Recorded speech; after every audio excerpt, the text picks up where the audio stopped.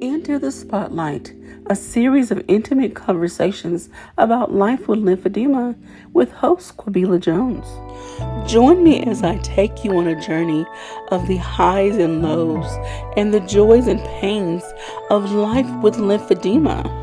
For every setback, there were just as many comebacks. I hope you enjoy this journey and learn something along the way. Please subscribe, follow, like, and share the Q Spot podcast on all of the major podcast and social media platforms. And don't forget to be intentional. Hey, young QB here with another segment of Into the Spotlight. I have given you little bits of my journey of life with lymphedema. I told you about what lymphedema is, what life has been like through the surgery years, how it all began, trying to juggle marriage and family. And now I'm going to take you into checking off goals. So this is 2013. I know in the last video there was some fast forwarding to like 2015, 2016. So I want to take you back a little bit. For those of you who don't know me, I rarely tell a story in linear fashion. So just go with me here. I'm going to try to help you catch up and stay on track with me. In January 2013, I started cosmetology school to work on getting my nail tech license, or as they call it, licensed manicurist. This goal has always been one of mine. I've been doing nails since I was like 14. I've always done just the little glue on, press on type nails. When I was in college, I experimented with acrylic, and that was horrible, horrible. Later on, I would go to the nail shop, and I was like, I can do this. I want to do this. Why should I pay somebody to do something that I can do? Over time, I would buy acrylic kits, gel kits, and I would just practice, practice, practice. Yes, my nails were horrible at first, but with enough filing and enough time and practice, I got pretty good at it.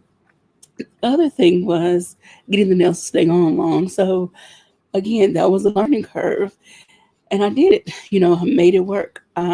People would have me do their nails. Mind you, I wasn't real pleased all the time. Like I didn't feel like I was up to par, but I did it. Fast forward. Someone told me about a program that can help people with disabilities and other issues get help paying for school. It was a type of rehabilitation program. I can't quote the name of the agency right now, so please don't please don't go at me. Anywho, I went to this agency, I did all the paperwork, and I got approved. I was like, okay.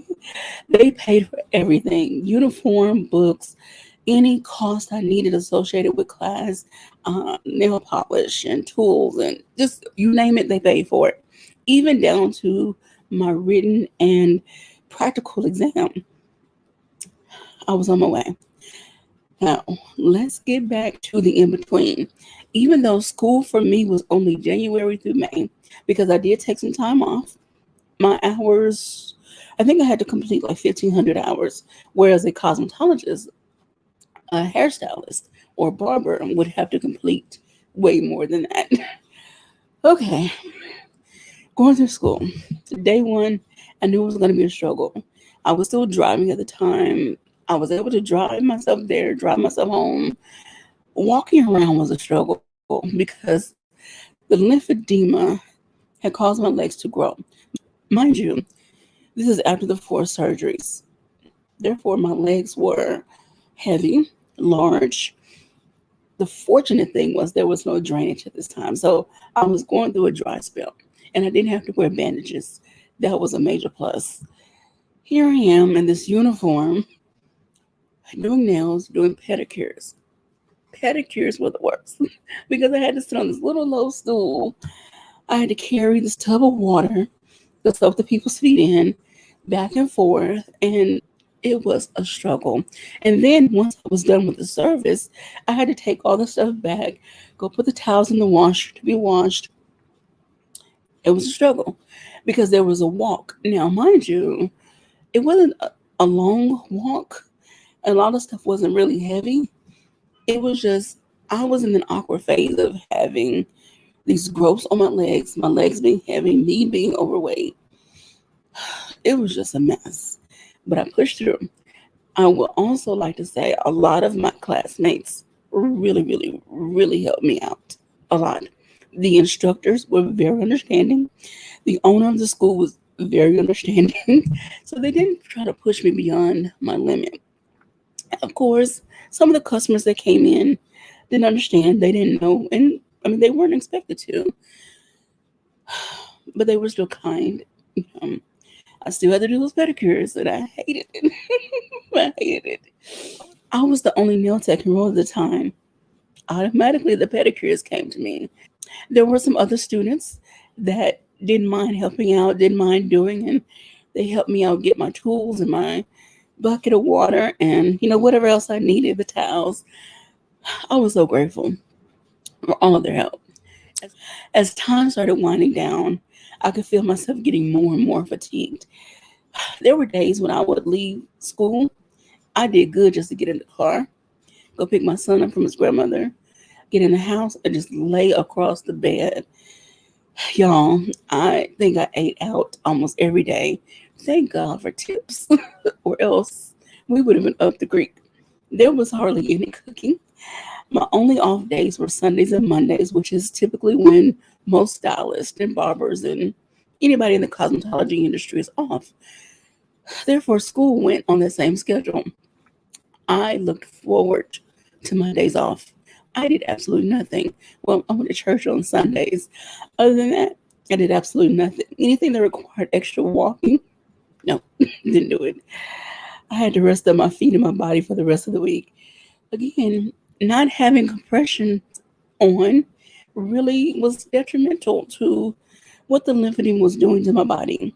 Again, not knowing. I was very, very grateful. I didn't have to go to the doctor at any time during that time. I took some time off because my husband lost his mom. So it was just a really hard time. So I needed that break. And I really enjoyed that break, even though it was a sad occasion. But when I came back, I was ready to get back in gear and get it going. Now, I will say, I had some fun while I was in cosmetology school. I met a lot of cool people who I'm still very close with today. So I'm very grateful for the experience. And I'm grateful that I got to check that goal off my list of getting my license to be a nail tech. Do I still do nails? No. Oh, let me go back. Let me go back. So here I go again, jumping the gun on the story. Okay, so once I finished school, got my license, I was already promised a spot in a shop. It was a barber shop, but he had enough space for me to set up a table. Things were going okay. Clientele was very slow, making very little money. I didn't understand the whole business of it, and I was slower than the nail shops. But I want to tell people that I'm offering quality over quantity service. Still, I don't know. It just wasn't a fit. Me in the shop, me doing nails full time like that. I should have just stayed at home, just taking clients one at a time. Here goes my marriage. You still give me the blues at this time. I think this was kind of the height of when things were happening. I can't really pinpoint a time when my marriage was really on the rocks, but I do remember in 2013 it had started hitting some points, some low, high, whatever points. My body was reacting. I was in the shop one day and I can remember feeling some wetness. I'm like, no, we're not doing this again. We're not doing this again. But unfortunately, we were. Then I started feeling that feeling that I always get when I know an infection is coming on. My lymph nodes and my inner thighs start hurting. I'm like, no, God, no, please, no. So between my lymph nodes hurting, the fluid slowly creeping out again, it was like that was the message I needed to say, okay, Kabila, this is not meant for you right now. You need to take care of your body. So I told the owner, I can't do this right now. And I can't keep up with the booth rent. I had to just pack up and go, And from that point on, it's like the floodgate was open again. The fluid just started creeping more and more. Here I am, back to wearing bandages. Here I am, back to going to the wound clinic. Here I am. I mean, what can I say? Like, I'm tired. Even though I did get to check off a goal of mine, here I am back in the same situation. To say I was frustrated would be an understatement. I can't even put into words how frustrated I was.